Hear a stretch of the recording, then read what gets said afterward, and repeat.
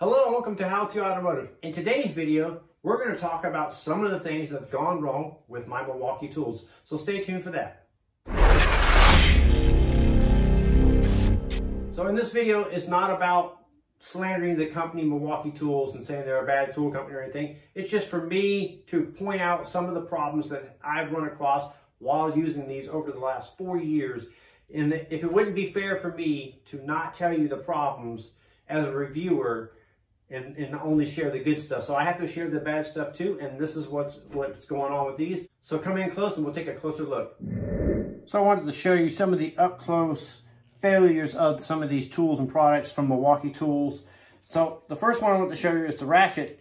So the ratchet physically works perfect, and it's worked perfect ever since I got it. It's probably one of the best tools that I've ever owned from them. One of my favorites. I use it on a daily basis. The problem I had was some of the set screws backed themselves out and fell out, and now when you go to pull on it, it's flexing, so you can see the body flexing here. So not a big deal. I just need to find some new set screws or contact Milwaukee and see if they got some screws that I can put in there, and the ratchet will be back in action in perfect working condition. I think that could happen to any tool. Next one is the M18 battery here. This is a pretty common failure I hear on the internet. Is it splits right here. So I dropped this from a high altitude on the rack there, and it landed perfectly on the edge, and it just popped the glue joint free. So it's not a big deal. I'm just going to glue it back together and just keep using it. It still works fine. It's just that happened. That's one of the downfalls that people complain about on the Milwaukee batteries, is that exact thing right there. But in reality, I don't think it's that big of a deal because, you know, it's repairable. And if not, you could always send it in and see if they can swap out the case for you and give it back to you, especially if it's under warranty.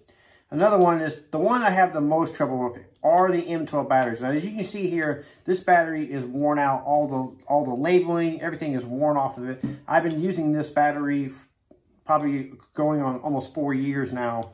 And it's just the little end cap here that holds the battery into the tool here has come off, or it just comes unclipped. So the battery still works fine even without this. It still operates the tool, and it's still actually, when I cut this on there, it'll still hold it on there and it doesn't pop back off, but this little cap does come off.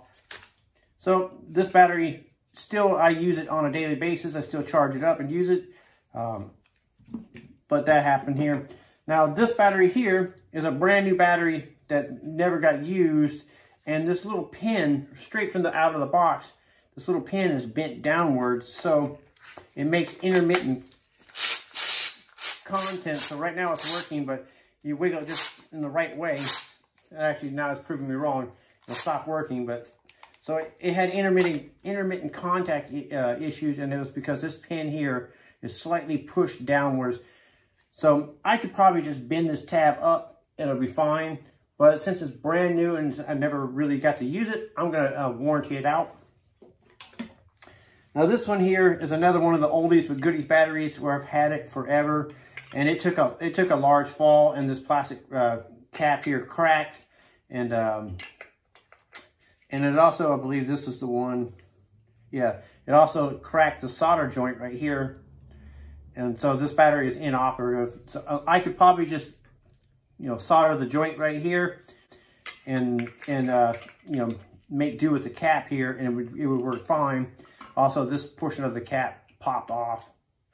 The third one here is another catastrophic one where it just fell from extremely high height or altitude and broke apart. And this one's also been around the block for quite a few years. It's actually got some black tape on here kind of holding it together, and it was working fine until I dropped it again. But I wanted to show you the inside of the battery. So as you can see, my tools get pretty dirty. I use them on a daily basis. It's not uncommon for these to be used, you know, hours in the shop every single day. And I swap out these battery packs quite often. But if you look, the inside of the battery pack is pretty clean. There's not a lot of oil or dirt or grease in it. So these are sealed pretty well. So they do a good job of keeping all that corrosion and dirt and stuff out of the inside of the battery pack. And I haven't had any issues with that. The only issues I've had are with the plastic caps breaking. So the reason why I point this out to you guys is not to slam Milwaukee tools, just to let you know that, you know, these conditions are out there, and so you can make the right decision if this is the right tool for you. And I want to point out some of the good and some of the bad, you know, whatever comes across the board. And, you know, as you know, I do a lot of tool reviews for Milwaukee, and so far I love everything that they put out. They do have an occasional problem. Is it a big deal for you? Maybe. For me, it's not that big of a deal. These can be easily repaired or replaced. They're not that expensive. So if you like my tool reviews, you want to make sure you're subscribed to the How to Automotive YouTube channel. We got a whole bunch of Milwaukee tool reviews coming out on the channel. So I encourage you to subscribe to the channel. I'm Brian Esser from How to Automotive. I'd like to thank you guys for watching. Encourage you to subscribe. Invite you to head over to the howtoautomotive.com website for more valuable videos like this. Thank you again for watching.